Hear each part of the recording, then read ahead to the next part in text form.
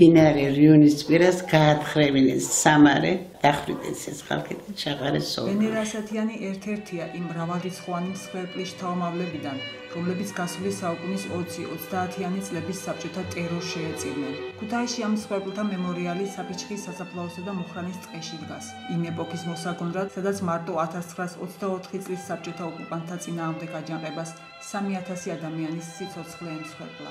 გერასიმე ასათიანი ერთ-ერთი იყო, რომელიც საქართველოს დამოუკიდებლობისთვის ბრძოლას შეეწირა. 1924 წლის აგვისტოს აჯანყებას თანამებრძოლებთან ერთად შეუერთდა. თუმცა აჯანყებულები დამარცხდნენ და მათ ნაწილს ცაგერის ტყეებში გახეზვნა მოუწია. ეძებეს ახლა კომუნისტები ეძებდნენ მაღალჩემს და მის მეგობრებს, მაგრამ ვერ იპოვნეს. შემდეგ ბიზაშვილი ყავდა ახლოს ახალგაზრდა კომკავშირელი, უთხრეს იმას, რომ მოიყვანეს შენი ბიზაშვილი და ჩვენ იმას არაფერს არ დაუშევებთ.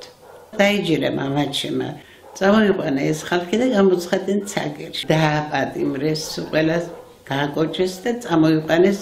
წაყვანა დახვრეტით დასრულდა.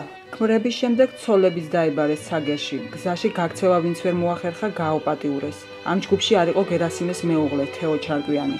იგი მეზობლებმა გადამალეს. გერასიმე ასათიანის გადარჩენილ ოჯახის წევრებს წლების განმავლობაში ავიწროებდნენ როგორც მოღალატის ოჯახს. ვენერა ასათიანს ყოველდღე უწევდა ატირებული დედისა და ბებიის ხილვა. სულ უხასიათოდ ვიყავი. თამაში ჩემს არ არსებობდა და გამოვიდოდი სახლის გვერდზე და საფლავს ვაგეთებდი. მივჯდებოდი და მეც ვიმეორებდი ესევე და ვტიროდი. ვენერა ასათიანი არ შესულა კომკავშირში, არ გამხდარა კომუნისტური პარტიის წევრი.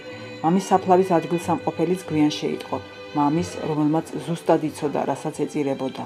აი ამ ადამიანს თავისუფლად შეეძლო უარია თქვა აჯანყებაში მონაწილეობაზე, რადგან მოხუცი მშობლები ყავდა, ორსული მეუღლე და მცირეწლოვანი შვილი, მაგრამ აი ეს თავარი რაც არის, ეს ადამიანი შეგნებულად წავიდა იმ ნაბიჯზე, რომ უნდა გავათავისუფლოთ საქართველოს. საბჭოთა წარსულის კვლევის ლაბორატორიის არქივი ასობით ასეთ ისტორიას ინახავს. კვლევარები იმ ინფორმაციას აგროვებენ, რომელმაც ისტორიული მახსოვრობა უნდა შექმნას. მახსოვრობა თავისუფლებისთვის ბრძოლაზე.